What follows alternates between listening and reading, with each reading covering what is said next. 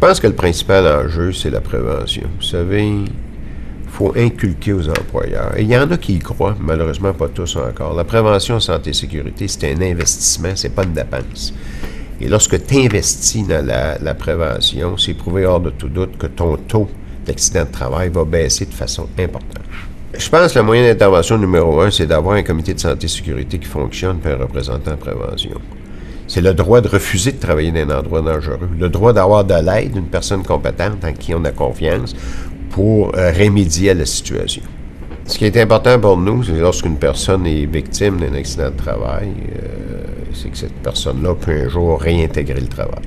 Le fait d'aménager un poste de travail, par exemple, à une personne qui revient au travail suite à un accident, c'est bénéfique, bien sûr, pour la personne qui revient au travail, mais ça peut être bénéfique pour l'ensemble des gens qui vont accomplir ce travail-là dans les mois et les années à venir. Vous savez, le fait que les femmes sont venues travailler et viennent travailler en milieu non traditionnel, moi, je pense que ça aide également les hommes. Dans plusieurs métiers, on a dû développer des nouvelles méthodes de travail, demandant moins d'efforts physiques, travailler de façon plus intelligente avec les outils adaptés à ces nouvelles méthodes de travail.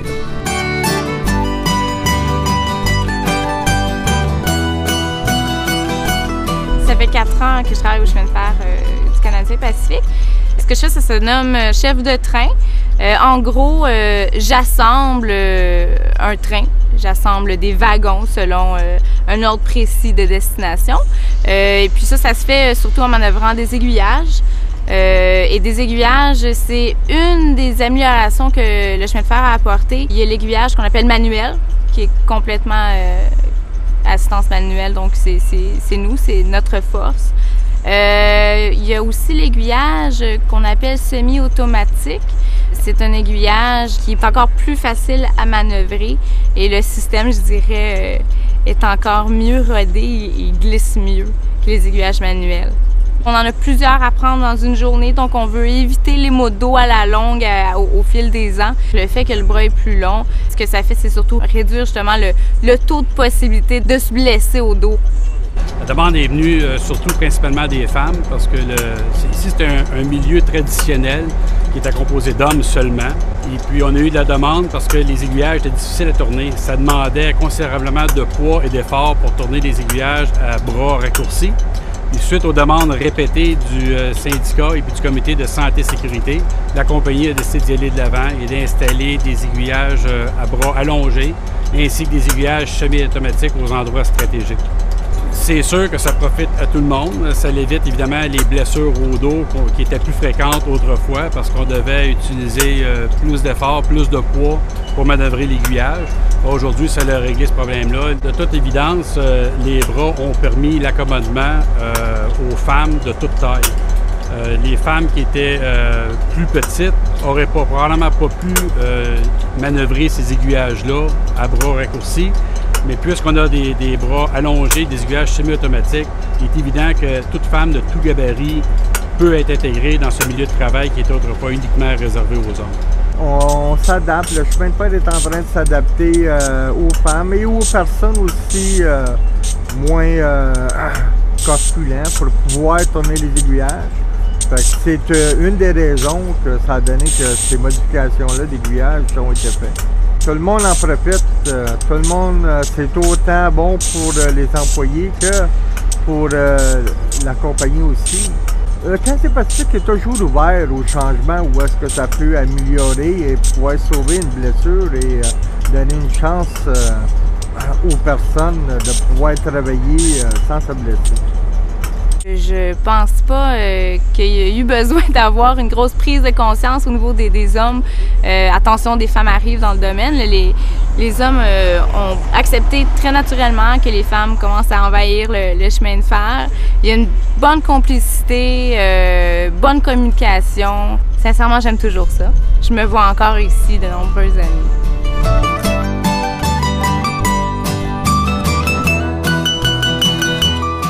Le rôle du syndicat, tout d'abord, c'est d'accompagner le travailleur tout au long du processus d'une réclamation au niveau de la CSST.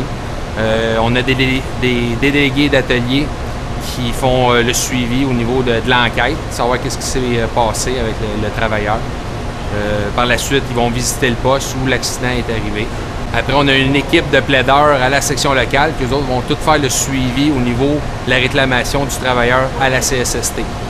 On sait que le travailleur peut être contesté par l'employeur ou par la CSST. Fait qu'on l'accompagne pour s'assurer que ses droits soient respectés. C'est sûr que c'est un rôle qui est essentiel.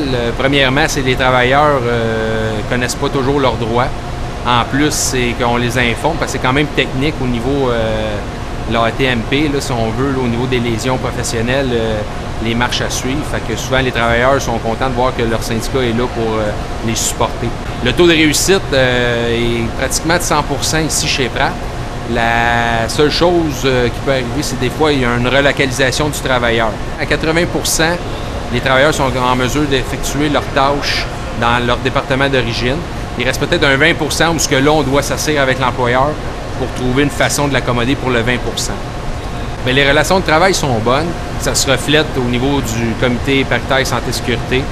Fait que ça va un petit peu dans la même ligne. Quand les relations de travail sont bonnes, souvent, on le remarque au niveau de la santé-sécurité. Avec le syndicat, on poursuit le même but. C'est de protéger la santé et la sécurité de nos travailleurs.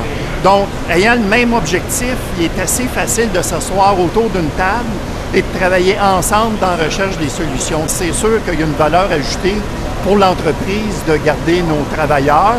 Et en plus, ça rentre dans la responsabilité aussi du représentant employeur de prendre le temps de s'asseoir autour d'une table et de rechercher des solutions. Je pense qu'il y a des solutions qui sont faisables et à l'avantage de tout le monde. J'étais plombier chez Pratt & Whitney depuis 1987.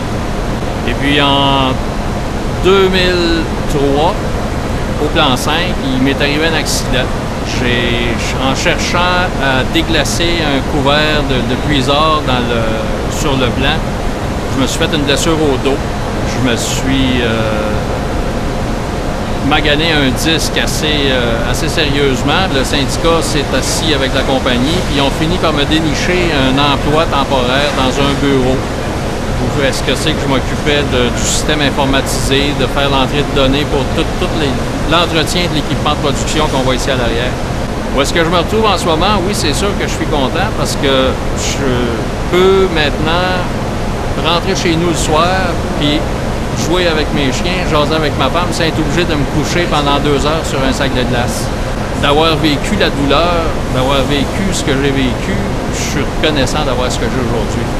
La soudité a commencé à peu près dans les années 1993, à aller à 2006.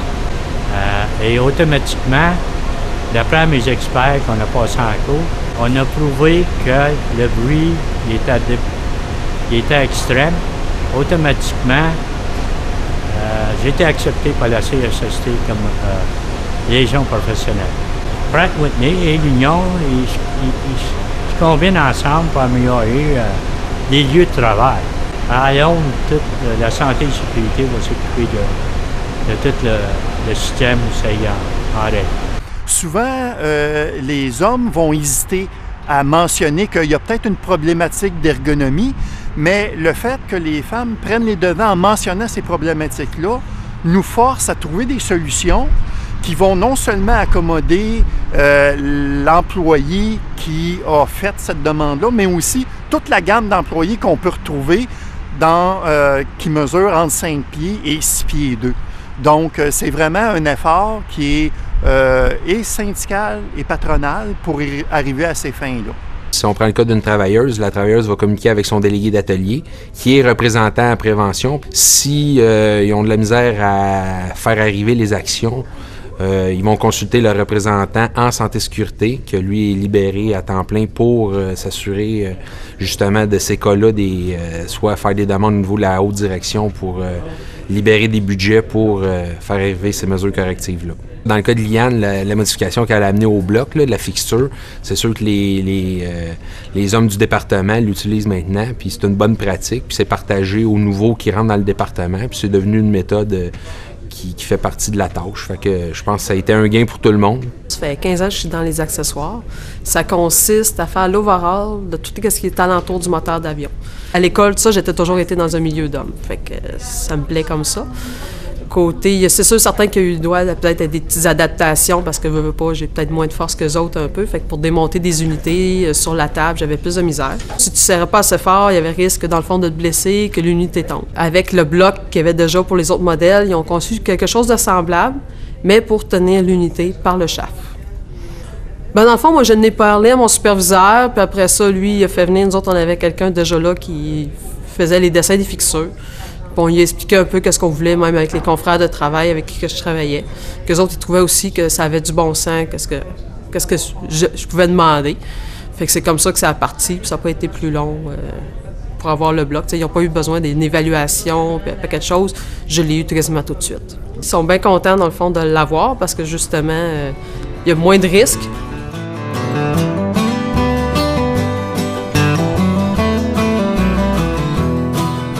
Ça fait 33 ans que je travaille ici, mais au niveau de l'expédition, 19 ans.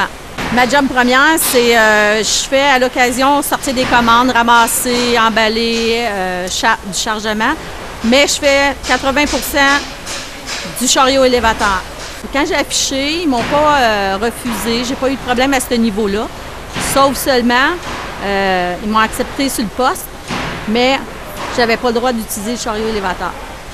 Fait que suite à ça, ben je me suis pas opposée, j'ai pas chialé tout de suite parce que j'attendais. Je me disais que je vais faire ma place, je vais faire mes preuves, puis après ça, je vais revendiquer. Là, à un moment donné, je lui demandais à quelques reprises dans les mois suivants, j'aimerais ça apprendre à conduire le chariot élévateur. On me refusait, il y avait toujours mille excuses. Demande aux autres, à tes collègues de transporter tes palettes, tes racks. Suite à ça, quand je faisais du surtemps par les soirs, c'est plus tranquille et qu'il n'y avait pas de contremaître, bien, j'apprenais toute seule à conduire le chariot élévateur. Fait que, après ça, après plusieurs soirs à pratiquer, bien, j'ai demandé au contremaître, je dis de toute façon, je sais déjà le conduire le chariot élévateur. Fait que je fais moi passer ma carte, puis tu vas être correct, là, je dérangerai plus personne. Bien, ça a pris à peu près 1 an, puis j'ai fini par les avoir, ils m'ont fait passer mes cartes. Ça date déjà de tout près de 20 ans. Le chariot élévateur, la marche était beaucoup plus haute. Puis, il n'y avait pas de bras pour se prendre, pour embarquer et débarquer. Fait qu'il fallait, quand on embarquait, il fallait vraiment lever la patte très haute. Et quand on débarquait, on sautait. Il fallait vraiment faire un saut, je dirais, presque un pied, là, comme il faut. Là. Fait que c'était pas très, très sécuritaire. Suite à ça, bien, après avoir fait ma place au niveau du chariot élévateur, j'ai demandé au comité santé-sécurité s'il pouvait se faire une modification au niveau du lift.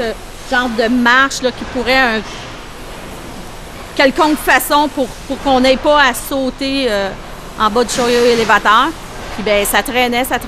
Puis jusqu'au jour où il y a eu un contremaître qui a descendu du chariot élévateur et qui s'est blessé une cheville.